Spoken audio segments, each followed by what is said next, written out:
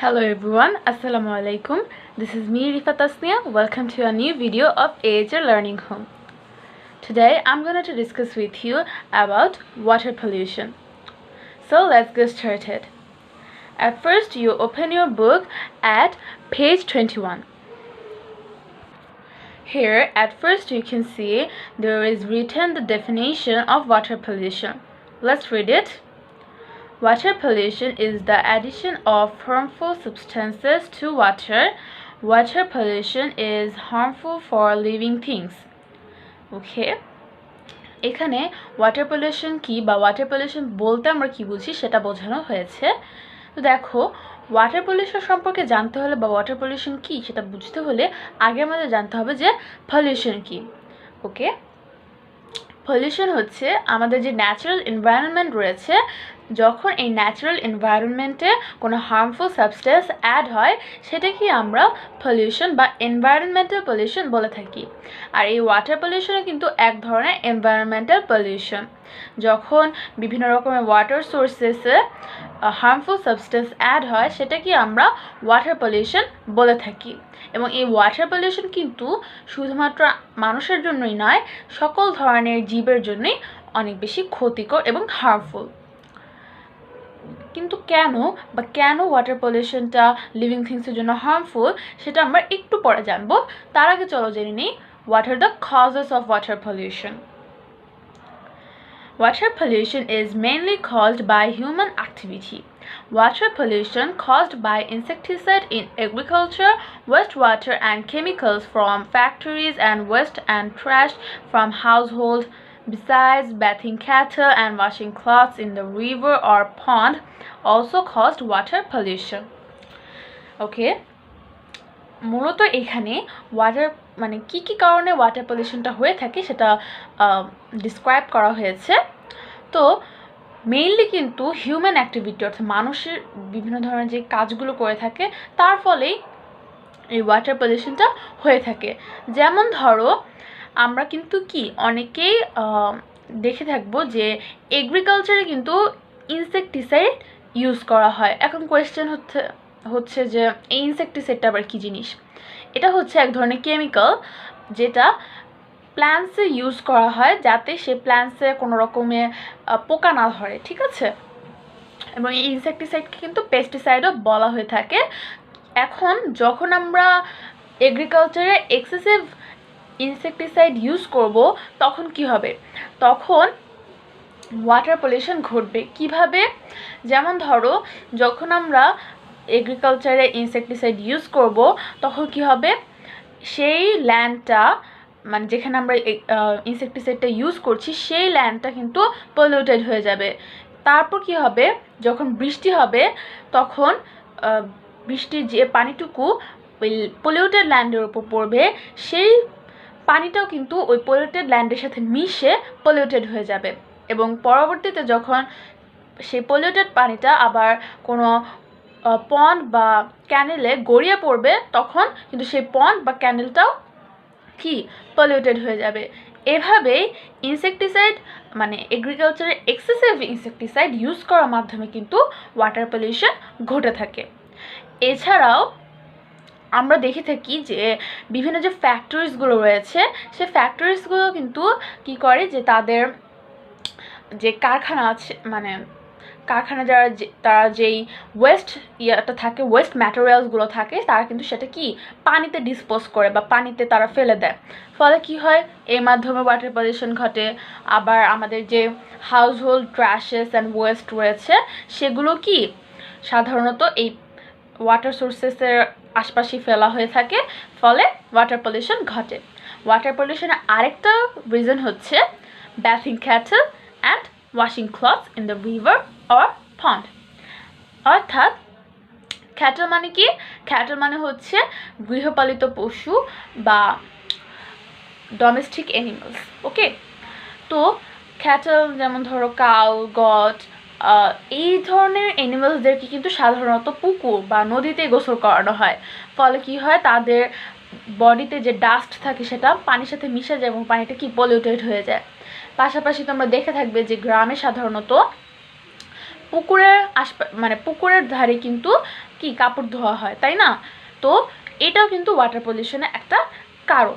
আর দেখো পাশে যে পিকচারটা তোমরা দেখতে পাচ্ছ, এখানে কিন্তু আমরা আরও ভালোভাবে ওয়াটার পলিউশনের কজেসগুলো বুঝতে পারছি। দেখো এখানে দেখতে পাচ্ছি যে একজন পার্সন সে তার ক্যাটেলদের গোসল করাচ্ছে পানিতে, দেন আরেকজন সে নিজে গোসল করছে, এবং একজন মহিলা সে তার যে থালা বাসন বা ইউটেন্সিল রয়েছে সেগুলো ধুচ্ছে, একজন কাপড় চোপড় ধুচ্ছে, এবং দেখতে পাচ্ছ যে এই পন্ড বা এই ওয়াটার সোর্সের পাশে কি একটা টয়লেটও রয়েছে। সো দেখো এই যে অ্যাক্টিভিটিগুলো করা হচ্ছে এই ওয়াটার সোর্সে, এই অ্যাক্টিভিটিসগুলোর মাধ্যমে কিন্তু কি এই পন্ডের বা এই রিভারের পানিটা কি পলিউটেড হচ্ছে। তাই আমরা বলতে পারি যে মূলত হিউম্যান অ্যাক্টিভিটির কারণেই ওয়াটার পলিউশন ঘটে থাকে। Now we will know about the effects of water pollution. Water pollution causes death of aquatic animals and disruption of water food chains. Humans are also affected by water pollution. When they drink contaminated water, they get waterborne diseases such as diarrhea or cholera. Okay? এখন আমরা water পলিউশনের যে ইফেক্টসগুলো রয়েছে সেগুলো সম্পর্কে জানবো। তবে সেটা সম্পর্কে জানার আগে আমাদের একটা জিনিস জেনে নিতে হবে, সেটা কি ইফেক্ট এবং অ্যাফেক্ট। এই দুটো ওয়ার্ডের মধ্যে ডিফারেন্স কি, বা এই দুটো ওয়ার্ডের মিনিংয়ের মধ্যে যে ডিফারেন্সটা আছে সেটা কি। ওকে, আমি তোমাদের এক্সপ্লেন করছি। ইফেক্ট, এই ওয়ার্ডটার মিনিং হচ্ছে প্রভাব, অ্যান্ড অ্যাফেক্ট এই ওয়ার্ডটার মিনিং হচ্ছে প্রভাবিত করা। অর্থাৎ ইফেক্ট এই ওয়ার্ডটা হচ্ছে একটা নাউন, অন্যদিকে অ্যাফেক্ট এই ওয়ার্ডটা হচ্ছে একটা verb.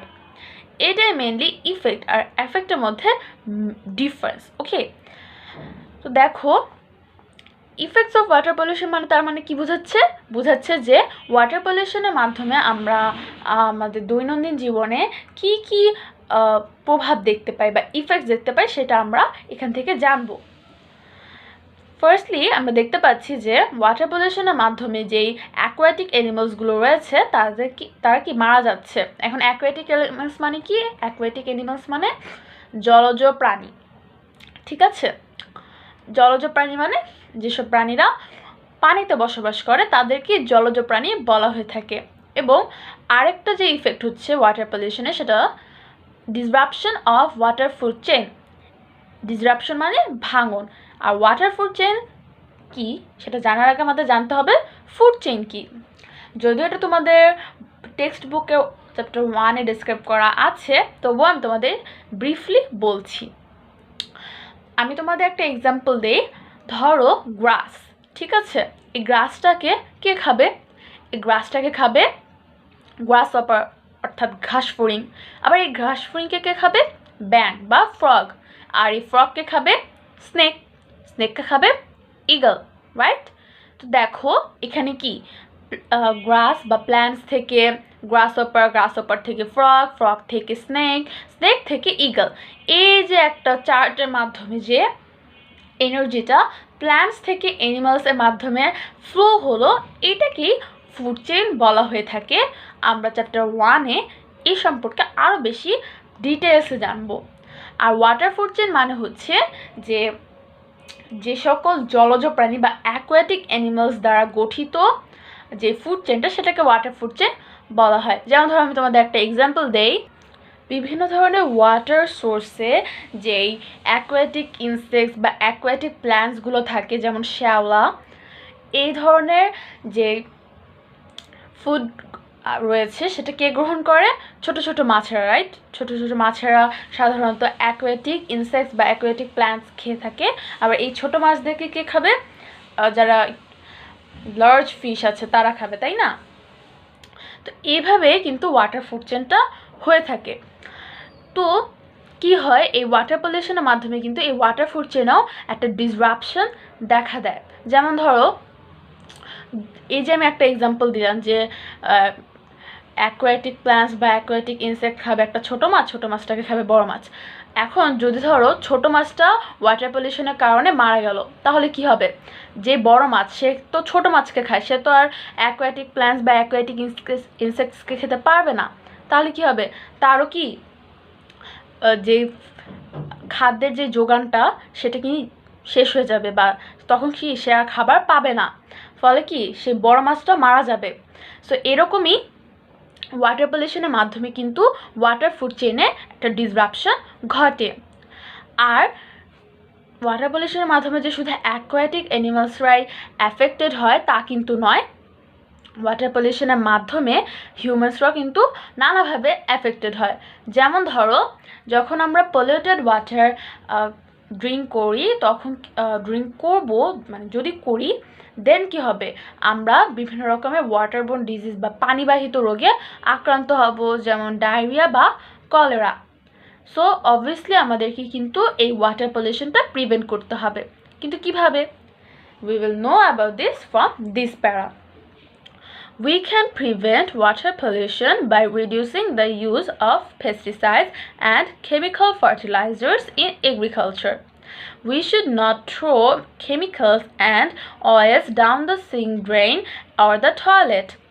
We should not throw trash into ponds, rivers, lakes, or seas. Picking up trash at the beach, river, or canal helps keeping water clean. Okay. এর মানে হচ্ছে, আমি আগেই তোমাদের বলেছি যে আমরা যখন আমাদের এগ্রিকালচারের ক্ষেত্রে অতিরিক্ত পেস্টিসাইড বা অতিরিক্ত কেমিক্যাল ফার্টিলাইজার ইউজ করব, তখন কি হবে, ওয়াটার পলিউশন ঘটবে। সো ওয়াটার পলিউশন প্রিভেন্ট করতে হলে আমাদের অবভিয়াসলি এটা রিডিউস করতে হবে। এছাড়াও আমরা অনেকেই করে থাকি যে সিঙ্ক ড্রেন বা টয়লেটে বিভিন্ন রকমের অয়েল ঢেলে দিই বা কেমিক্যাল ঢেলে দিই, ঠিক আছে, এটাও কিন্তু করা ঠিক না, এর মাধ্যমে ওয়াটার পলিউশন ঘটে। আবার আমি আগেই বলেছি যে বিভিন্ন ফ্যাক্টরিজ বা ঘর বাসাবাড়ি যে ট্র্যাশ রয়েছে সেটা কি ওয়াটার সোর্সেস আশেপাশে ফেলা হয়, ফলে ওয়াটার পলিউশন ঘটে। সো আমাদের এটাও প্রিভেন্ট করতে হবে। এছাড়াও বিচ, রিভার বা ক্যানেলের আশপাশে যদি আমরা আবর্জনা কুড়াই, সেটা কি করবে, আমাদের এই বিচে, রিভার বা ক্যানেলের আশপাশে এনভায়রনমেন্টটা ক্লিন রাখতে হেল্প করবে, এবং ফলে কি ওয়াটার পলিউশনটা প্রিভেন্ট করা যাবে। এবং আরেকটি বিষয় যেটা আমাদের করা উচিত ওয়াটার পলিউশন প্রিভেন্ট করার জন্য, সেটা হচ্ছে অ্যাওয়ারনেস রেজ করা, অর্থাৎ মানুষের মধ্যে সচেতনতা সৃষ্টি করা যে কেন আমাদের এই ওয়াটার পলিউশন প্রিভেন্ট করতে হবে, বা এই ওয়াটার পলিউশন প্রিভেন্ট না করলে আমাদের কি কি ক্ষতি হবে, ঠিক আছে। আর যদি আমরা এই অ্যাওয়ারনেসটা তৈরি না করি তাহলে কি হবে, তাও ধরো তুমি বিচের আশপাশে ময়লা আবর্জনা কালেক্ট করলে, ঠিক আছে, কালেক্ট করার পরে কী হবে, আবার যারা মানুষ আসবে তারা আবার বীজটার মধ্যে নানা রকমের প্যাকেজ পালিয়ে বীজটা আবার নোংরা করে ফেলবে। তারপর তুমি আবার সেই ট্র্যাশেসগুলো কালেক্ট করলে আবার নোংরা করে দিয়ে যাবে মানুষেরা। সো এই জন্য আমাদের কী করতে হবে, মানুষের মাঝে একটা অ্যাওয়ারনেস তৈরি করতে হবে যে না, এই যে আমরা ওয়াটার পলিউট করছি এটা কিন্তু ঠিক নয়, এবং এভাবেই কিন্তু আমরা ওয়াটার পলিউশন প্রিভেন্ট করতে পারি। And that's all for today's video. Today mainly we have learned about water pollution, what are the causes of water pollution, what are the effects of water pollution, and what are the ways to prevent water pollution.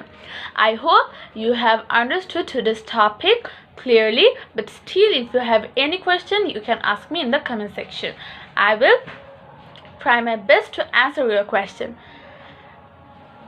Thank you so much for watching this video, but before ending the video I will request you to prevent water pollution as much as you can.